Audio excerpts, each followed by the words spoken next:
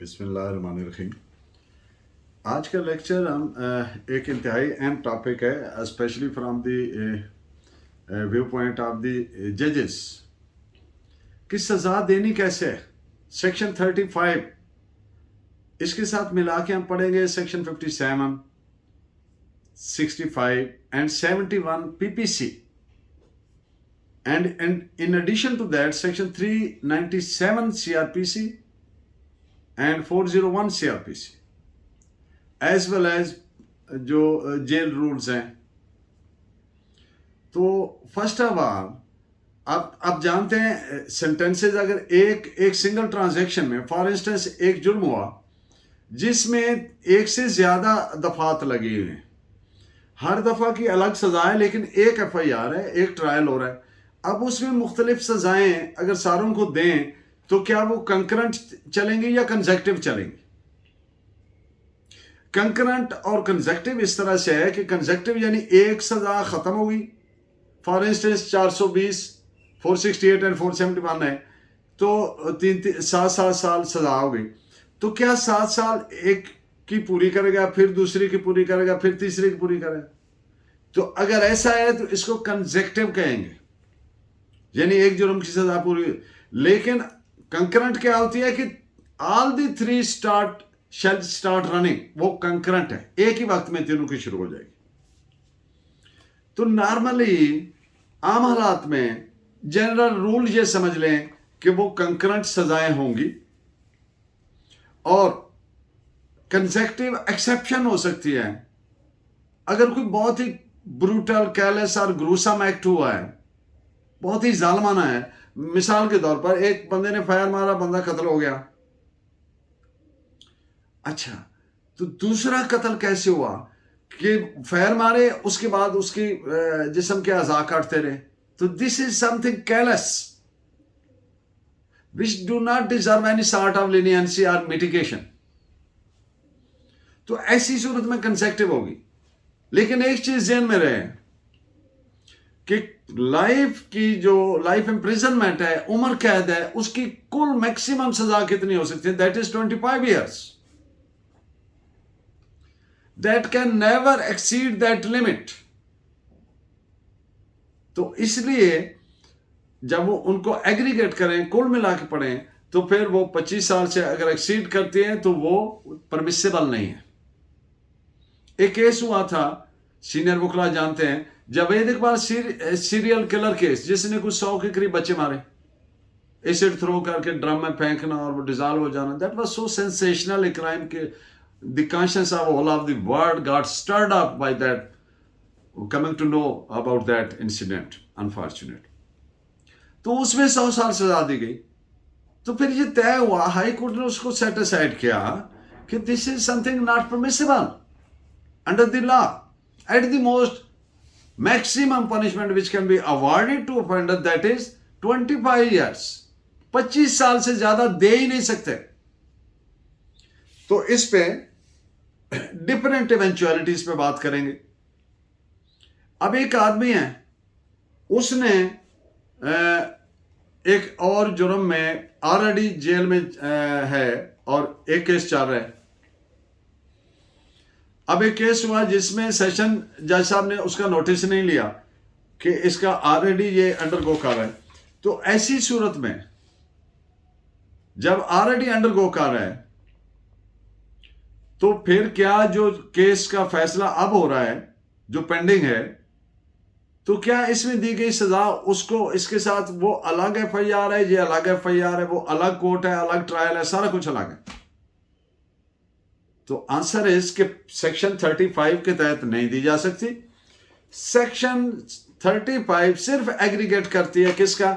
जो उसके ट्रायल में डिफरेंट ऑफेंसेस हैं उनको कंकरेंट का कह सकती है। लेकिन जो कुछ सेपरेट जिसका ट्रायल हुआ है, सेपरेट FIR है, सेपरेट ट्रांजैक्शन है ऑफ क्राइम, तो उसका नहीं कर सकती। लेकिन कानूनन हो सकता है। तो वो कैसे? वो इस तरह से कि फिर आप सेक्शन 397 CRPC को इसके साथ मिला के पढ़ेंगे तो फिर वो हो जाएगा, फिर ट्रायल कोर्ट ही कर सकती है। एपलेट कोर्ट भी कर सकती है, हाई कोर्ट भी कर सकती है, सुप्रीम कोर्ट भी कर सकती है। एपलेट ज्यूरिसडिक्शन, रिविजनल ज्यूरिसडिक्शन सभी में section 35 read with section 397 CrPC, तो उसको कंकरेंट किया जा सकता है कि एक ही वक्त में वो शुमार होंगे। तो इन पे चंद एक केस ला जो बहुत अहम है, जिनमें जो रूल सेट हुए हैं वो आपके लिए सर्च किए हैं, उन पे बात कर लेते हैं।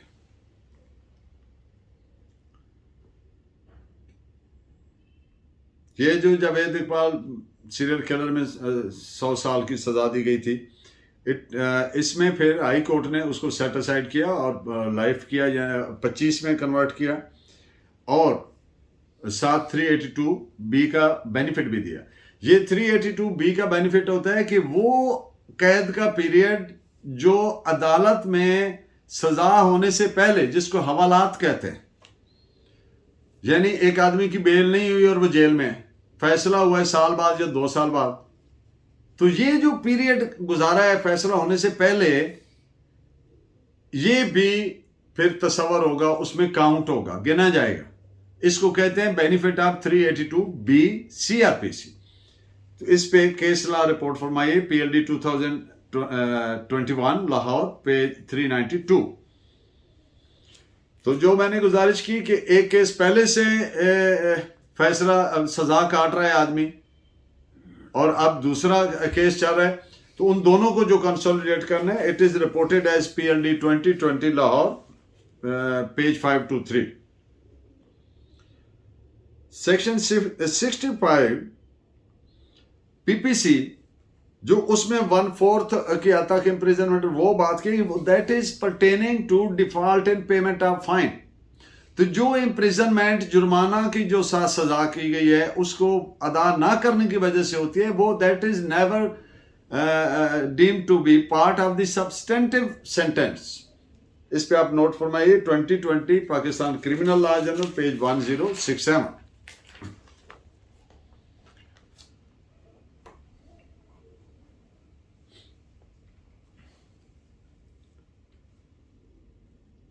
और ये चंद लाइंस पढ़ देता हूं ताकि बिल्कुल क्लियर हो जाए। बोथ द केसेस, अब सेपरेट ट्रायल्स हुई है, उनका क्या कंकरेंट होगा। Both the cases were separately tried by the same court. अब कोर्ट एक ही है, उसमें 2 ट्रायल चल रहे हैं, अलग अलग ट्रांजैक्शन है, अलग अलग ऑफेंसेस हैं, side by side, but on the conclusion of trial the petitioner was convicted and sentenced in both the cases separately. Undoubtedly, Section 35 empowered not only the trial court but also the appellate and revisional court to direct for running concurrently for multiple offences, but in the same transaction, same FIR and same trial. But Section 397 CRPC, as I have earlier stated, empowered the trial court as well as the appellate and revisional courts to direct for the consolidation of multiple sentences awarded in earlier or subsequent trials, though tried separately by different courts on different dates, and such powers could be exercised at any stage. तो इस पे 2 बड़े अहम case लाए, वो note फरमाइए। 2021 Pakistan criminal law journal, page 889, and 2017 Pakistan criminal law journal, page 844। मैंने अर्ज किया कि टोटल सजा जो लाइफ इम्प्रिजनमेंट की है, कैद, वो 25 साल से ज्यादा हो ही नहीं सकती, कम वट में कुछ भी हो जाए। तो इस पे आप नोट फरमाइए, 2007 SCMR, page 548, and 2011 MLD 916। Section 57 PPC lays down that in calculating fractions of terms of punishment, life imprisonment shall be reckoned as equivalent to 25 साल। ये पीपीसी का सेक्शन 57 है जो प्रोवाइड करता है।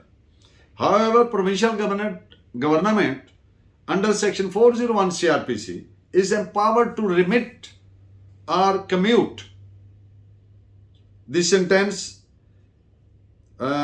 Rule 140 of prison rules also provides that the life imprisonment would mean 25 years. अगर तमाम remissions और वो करें तो फिर भी कम से कम, अगर 25 साल लाइफ इम्प्रिजनमेंट हुई है 25 साल, तो कम से कम फिर भी 15 साल उसको गुजारनी पड़ेगी। तो ये सारी बातें अहम तरीन ये जजमेंट है जिसमें रिपोर्टेड है। That is 2011 MLD page 916। हर जुर्म की एक अलग सजा है ताकि अगर अपील में एक जुर्म की सजा से, ये हाई कोर्ट रूल्स है, high court rule volume 7 chapter 19A para number 5। अब इन रूल्स में क्या हाई कोर्ट ने ले डाउन कर दिया कि अगर एक जुर्म है, मसलन जैसे मैंने पहले कहा कि 420 है, 468 है, 471 है, तो हाई कोर्ट ने ले डाउन किया कि हर एक ऑफेंस की अलग अलग सजा दे। क्यों? अगर कल एपलेट कोर्ट किसी एक जुर्म का कहती नहीं बनती है, तो what about the remaining one? तो ताकि कोई डाउट का, no room should be left for doubt, शक की कोई गुंजाइश ही न रह जाए। तो these are high court rules related to the grant of sentence या सेंटेंसिंग पॉलिसी का। अब मिसाल के तौर पर एक इवेंचुअलिटी हुई, एक डकैत है, उसने एक डकैती की, फिर दूसरी की, फिर तीसरी की, अब पकड़ा गया। अब तीनों डकैतियों का माल एक जगह पे रखा हुआ था, तो एक ही गो में, एक ही ट्रांजैक्शन में, एक ही रेड में उन्होंने वो तीनों डकैतियों का माल रिकवर किया, उसकी फर्द मकबूजगी बनाई। और अब क्या वो 3 डकैतियों में सजा होगी? कैसे पता चलेगा ये किस डकैती के कमीशन में? तो देखें, एक बेसिक प्रिंसिपल है कि safe dispensation of criminal justice, not only dispensation of justice, सिर्फ इंसाफ नहीं देना, safe dispensation of criminal justice, यानी जब कोई शक की गुंजाइश न रहे, तो ये फिर एक की सजा दी जा सकती है, एक में वो इस्तेमाल हो सकती है, तीनों में नहीं हो सकती। इस पे केस लॉ नोट फरमाइए, PLD 1955 FSC page 183। Provisions of Section 35 and 397 CRPC have widened the scope of discretion of the court to direct that sentences of imprisonment or that of life imprisonment awarded at the same trial or at 2 different trials shall run concurrently। इसमें discretion है और ये हर सूरत में concurrent होनी है, सिवाय एक सूरत के कि बहुत सफाकाना तरीके से कोई जुर्म किया गया, वो एक्सेप्शन है। तो इस पे नोट फरमाइए, PLD 2015 सुप्रीम कोर्ट पेज 15। अगर फैसला में it has been got omitted, जज साहब ये लिखना ही भूल गए हैं कि कंसेक्टिव है या कंकरेंट है, तो then it will be deemed to be consecutive. ये जब कंकरेंट मेंशन नहीं किया स्पेसिफिकली जजमेंट में, तो इट मीन्स कि ये ओमिशन जो है डिलिबरेट है on the part of the trial court. तो इस पे नोट फरमाइए, PLD 2003 कराची पेज 260। जो मैंने गुजारिश की कि ब्रूटल अगर है तो फिर डिस्क्रेशन है ना कोर्ट का, कोर्ट ने देखना है, क्योंकि एक बेसिक प्रिंसिपल है कोर्ट के लिए कि court is to focus on offender not the offence. Offender ने जब जुर्म कर रहा था तो उस वक्त उसका स्टेट ऑफ माइंड क्या था, उसका डिलिब्रेशन कितना था, कितना प्री मेडिटेटेड था, mode of commission of crime कैसे था। अगर वो डेस्पिरेट है, कैलस है, ब्रूटल है, ग्रूसम है, सोसाइटी है stirred up the emotion, sensational crime किया, पूरी सोसाइटी को ऐसे अफेक्ट कर दिया, it doesn't deserve any sort of leniency. तो उस सूरत में उसकी कंसेक्टिव होनी चाहिए।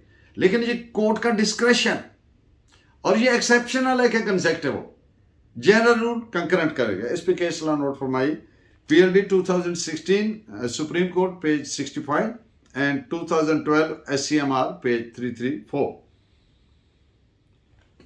एक और judgment PLD 2015 supreme court page 15। इसमें नीचे कोर्ट्स ने कंसेक्टिव की थी और फिर सुप्रीम कोर्ट ने उन सारी सजाओं को क्लब करके, कंसोलिडेट करके, इस्तेमाल करके, यानी एक दूसरे में शामिल करके, तो उसको कंकरेंट कर दिया।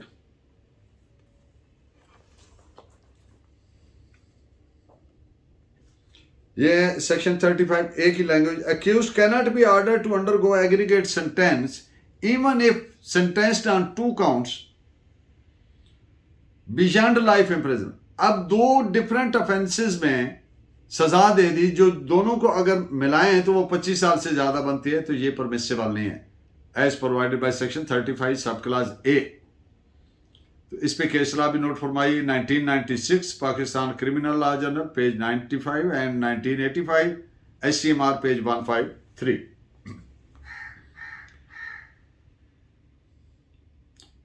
Section 57 PPC, sentence of imprisonment for different offences tried jointly, ordered to run consecutively, cannot exceed 25।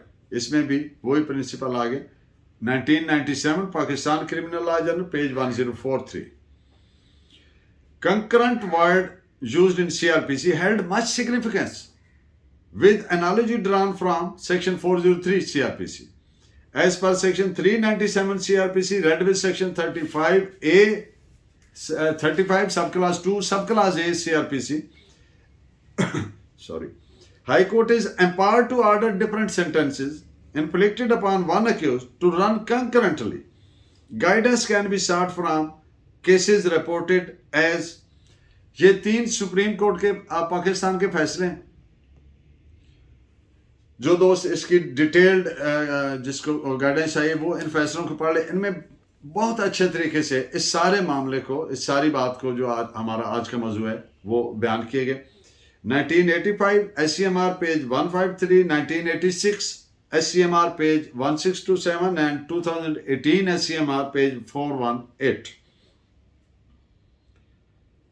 अब imposition of life imprisonment plus 7 RI, ये एक फैसला आ गया कि लाइफ दे दी और दूसरे ऑफेंस में 7 साल भी दे दी, तो it is not permissible. High court ने सेट असाइड किया, सुप्रीम कोर्ट ने सेट असाइड किया, and this is reported as PLD 1991 supreme court page 1145। Concurrent होनी चाहिए, कंसेक्टिव नहीं होनी चाहिए। इस पे 5-6 फैसले मैं आपको नोट करवाने लगा हूं ताकि सफिशिएंटली आपके पास मटेरियल हो, कोई किसी तरह की भी एम्बिग्युइटी किसी तरह की, क्योंकि कोई किसी एक भी क्रिमिनल केस के फैक्ट्स अलावा दूसरे का रेप्लिका नहीं होते, हूबहू वैसे नहीं होते। हर एक इवेंचुअलिटी डिफर करती है, एक दूसरे से मुख्तलिफ होती है। तो इसलिए ये सारे आप नोट फरमा लीजिए, जिस तरह की भी इवेंचुअलिटी होगी आपके लिए हेल्पफुल होंगे। 1986 SCMR 1573 and PLD 2009 Supreme Court page 460, 1986 SCMR 1627, 1985 SCMR 153, 1986 SCMR 1627 and 1999 Pakistan Criminal Law Journal page 1905।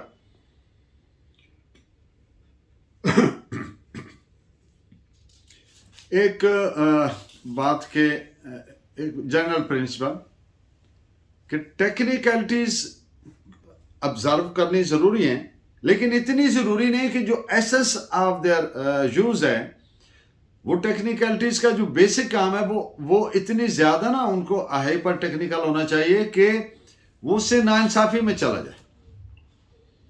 For doing substantial justice in this true sense in a hardship cases होते हैं बाजू। Technicality of law and rule shall not operate as an absolute bar in the way of the court because giving preference to the technicality of law would defeat substantial justice. PLD 2015 supreme court page 15। Principle of proportionality at the cost of repetition कह रहा हूं क्योंकि पिछले lecture में भी ये बात हो चुकी है। तो जब सजा देनी है तो तनासुब का ख्याल रखना, प्रोपोर्शनैलिटी ड्रा करनी है कोर्ट ने। किससे? केस के फैक्ट से, ऑफेंडर से। सिर्फ ऑफेंडर को सामने नहीं रखना। ऑफेंडर किसी और सियारे की मखलूक नहीं है, वो ही hails from a society, he hails from a गली, ए मोहल्ला, a town, city. Society is also concerned about. तो जब एक गली से लाश उठी है तो उस गली में जब डेथ सेंटेंस होके जाएगी तो वहां 50 साल क्राइम नहीं होगा। तो इस चीज को भी सामने रखना है, डिटेरेंट को भी, उसकी एज को, उन हालात को किन हालात में किया है, तमाम चीजें जेहन में रखते हुए, और जो मकतूल है उसके वर्सा को, एलआर्स को, वो कौन है, वो जॉब कर रहे हैं, उसके बेटे बड़े हैं, वो बच्चे हैं, छोटे हैं, नाबालिग हैं, विडो है, वो उनकी प्लेसमेंट क्या है। तो मुदई को, सिर्फ ऑफेंडर को नहीं, मुदई जो मकतूल है उसके वर्सा को भी, सोसाइटी को भी, और उन हालात वाकयात को भी जिनमें वो अफेंस हुआ। तो ये सारी चीजें, it is known as principle of proportionality. While granting sentence it must be kept in preview. इस पे केस लॉ नोट फरमाई PLD 2011 लाहौर, पेज 84। अब एक बात थोड़ी to make it further elaborate, मिसाल के तौर पर एक जुर्म हुआ अगवा का, मुगवी को कैद रखा गया, उसके बाद कत्ल कर दिया गया। अब ये एक ट्रांजैक्शन है, 3 ऑफेंसेस हैं। तो जब इस तरह का होता है एक ट्रांजैक्शन का, तो वो 35 के तहत ही उसको कंकरेंट कर दिया जाएगा सजा को, कि एक ही वक्त में चलेंगे, not one after the other. 2014 SCMR 668।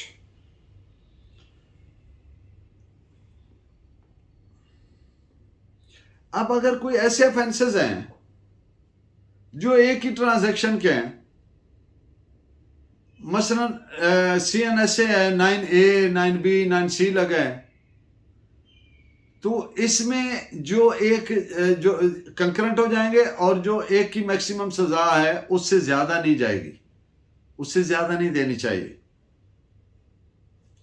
तो ये रिपोर्टेड जजमेंट इस पे AIR 1955 FC पेज 183।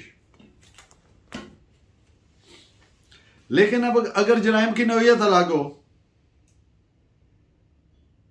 वहां पे अगवा, कैद और फिर कत्ल एक ही ट्रांजैक्शन है, एक ही नौयत के हैं।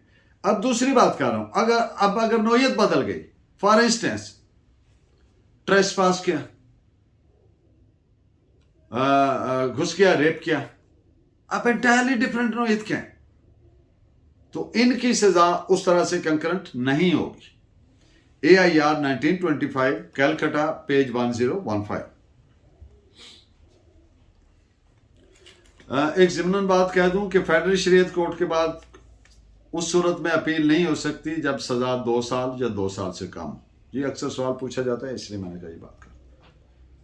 Convicted on 2 counts under 302B PPC, High Court converted to life, Supreme Court directed to run concurrent all sentences against convict. Noted as it is reported as 2017 Supreme Court monthly review page 307 and PLD 2009 Supreme Court page 460। ये जो इसकी last बात कर दूं कि concurrent consecutive कैसे करनी है, और ये डिस्क्रिशन है कोर्ट का।